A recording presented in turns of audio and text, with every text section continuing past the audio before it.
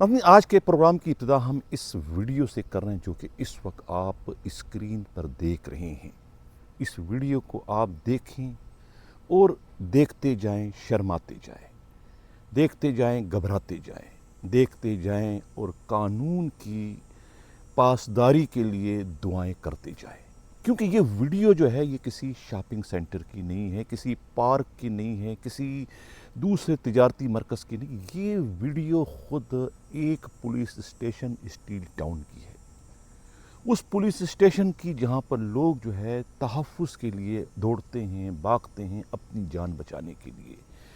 یہ اس تھانے کی ویڈیو ہے جہاں پر خود پولیس والے قانون دانوں سے جو ہے وہ پٹ رہے ہیں،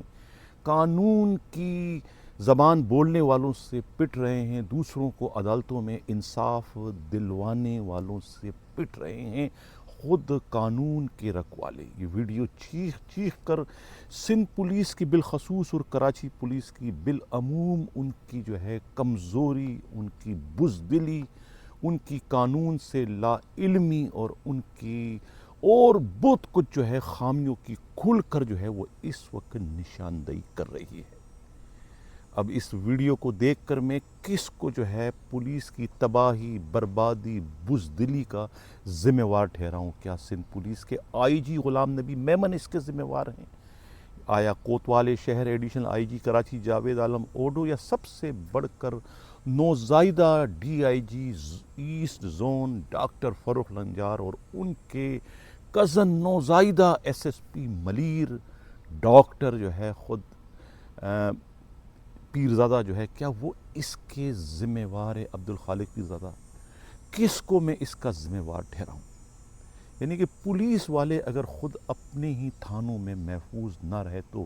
اس تھانے کے علاقے کے رہنے والوں کا تو اللہ ہی حافظ ہے۔ تھانہ،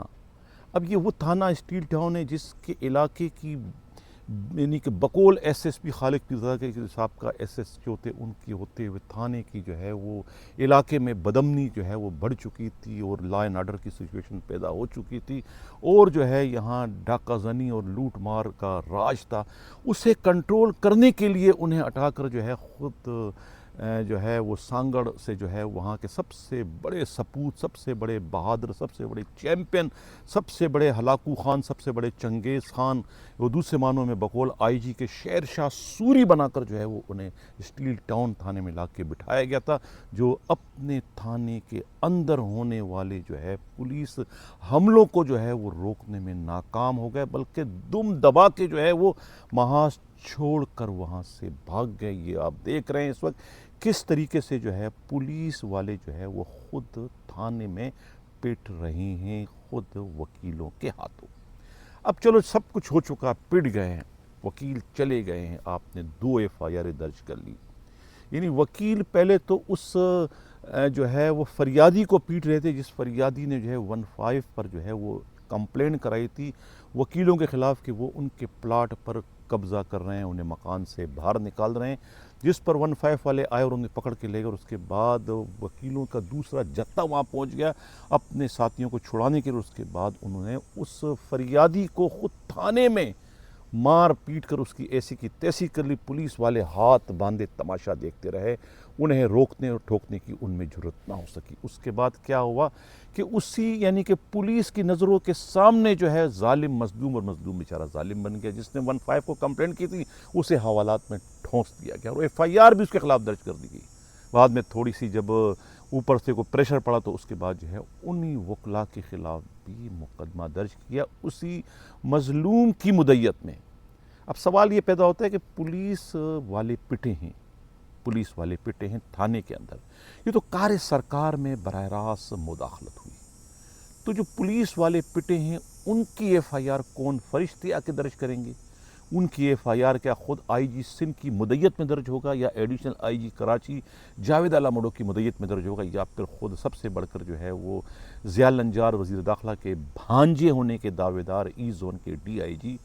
ڈاکٹر فروخ لنجار یا ان کے کزن ہونے کے دعوے دار جو ہے وہ ملیر ڈسٹرکٹ کے ایس ایس پی ڈاکٹر جو ہے عبدالخالق پیرزادہ کی مدیت میں درج ہوگا؟ یہ تو جرم کیا ہے وکیلوں نے، یعنی کہ پی پی سی کے 353 سرکاری کام میں مداخلت اور 185 کا تو پرچہ ہوتا ہے، ایف آئی آر کیوں نہیں درج کی؟ کیا ڈرتے ہیں ان سے؟ ایف آئی آر کیوں نہیں درج کی؟ یہاں تو ایف آئی آر جو ہے وہ ڈی آئی جی نے وہ تو درج کرا دی وکیلوں کی مدعیت میں. اب وہاں جو مقدمہ کیا تھا خود شارع فیصل میں، وہاں کے ایس ایچ او آپ دیکھ رہے ہیں کیا نام ہے، یہ جو فیصل گل نے، تو اس پر تو جناب وہ بغض وکلا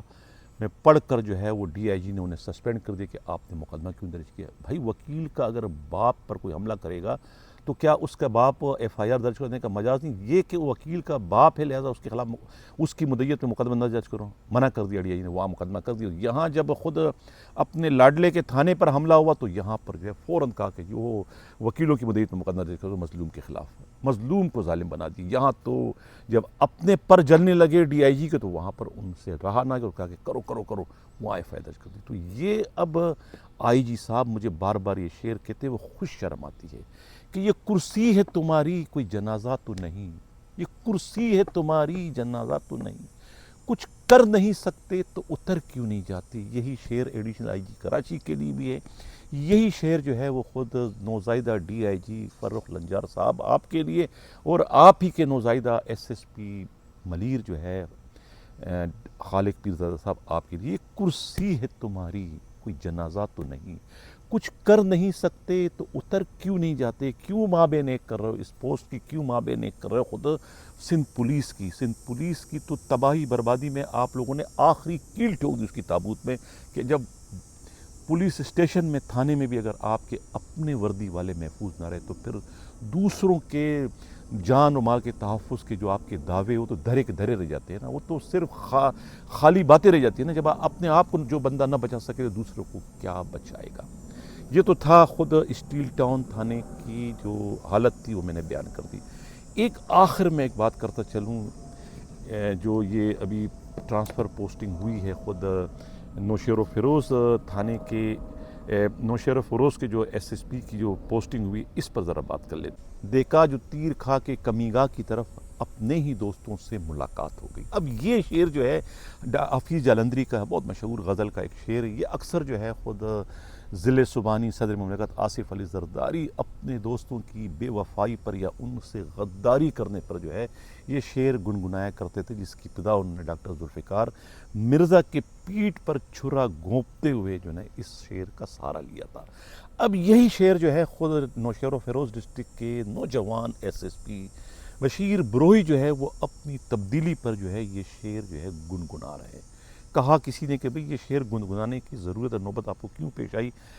تو ان کا یہ کہنا ہے کہ یہ بڑے صحیح موقع پر اور صحیح شعر کا میں نے انتخاب کیا ہے کہ جس پر میں نے احسان کیا تھا، جس پر آئی مصیبت، جس پر آئی بلا کو میں نے ٹالا تھا، میں نے منت تلے کر کے خود وزیر داخلہ ضیاء لنجار سے جس کی معافی تلافی کرائی تھی. اشارہ ان کا جو ہے خود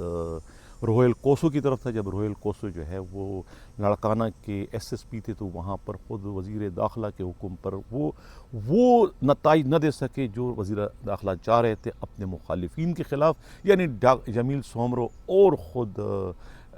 سہیل انور سیال کے خلاف وہ نہ کر سکے. ڈر رہے تھے کہ وہ بھی باثر تھے، لہٰذا جب وہ کچھ نہ کر سکے تو پھر اس کی پاداش میں جو ہے وزیر داخلہ نے انہیں کک مار کر وہاں سے نکال دیا. ابھی 1.5 ہفتے پہلے جو ہے یا 2 ہفتے پہلے بڑی منتیں تڑلے کر کے بشیر بروہی جو ہے وہ انہیں روہیل کوسو کو لے کر جو ہے وہ وزیر داخلہ سے ان کی ملاقات کرائی، ان کی معافی تلافی کرائی. معافی تلافی کرانے کا نتیجہ کیا نکلا؟ بجائے انہیں ان کا احسان مند ہونے کے کچھ کرتے انہوں نے ان کے ہی پیٹھ میں چھرا گھونپ دیا. اندازہ لگائیں کہ اس کو کہتے ہیں نا کہ حضرت علی کرم روزہ کا جو قول تھا کہ جب کسی پر احسان کرو تو اس کے شر سے خود کو بچاؤ. بشیر بروئی شاید یہ کہاوت یا یہ قول بھول گئے تھے حضرت علی کرم روزہ کا، ورنہ وہ ضرور اپنے آپ کو بچاتے، لیکن وہ بھول گئے اور اس کے نتیجے میں جو ہے وہ جن پر احسان کیا تھا انہوں نے جو ہے وہ آخر جو ہے وہ انہیں ڈسنے میں کوئی کسر باقی نہیں چھوڑی اور انہیں وہاں سے بے دخل کر کے جو ہے خود نوشہر و فیروز ڈسٹرکٹ کے ایس ایس پی بن گئے. اب دیکھنا یہ کہ وہ کتنا دن چلتے ہیں. بشیر بروہی نے تو کڑوا گونٹ پی کے وہاں سے چلے گئے، اپنے نام کو سرخرو کر کے چلے گئے، لیکن اب جو آئے ہیں وہاں پر نوشہر فروز میں یعنی کھوسو، دیکھو کتنے دن تک چلتے ہیں، وہ بھی چلتے ہیں یا کہ وہ بھی یہاں سے دھکے دے کے، یعنی کہ بڑے بے آبرو ہو کے تیرے کوچے سے ہم نکلے کے مصداق انہیں بھی یہاں سے بے آبرو کر کے نکالا جا رہا ہے۔ ناظرین یہ تھا آج کا ہمارا پروگرام، کیسا لگا اپنا فیڈ بیک ضرور دیجیے گا، اسی کے ساتھ اجازت چاہتا ہوں، اللہ حافظ۔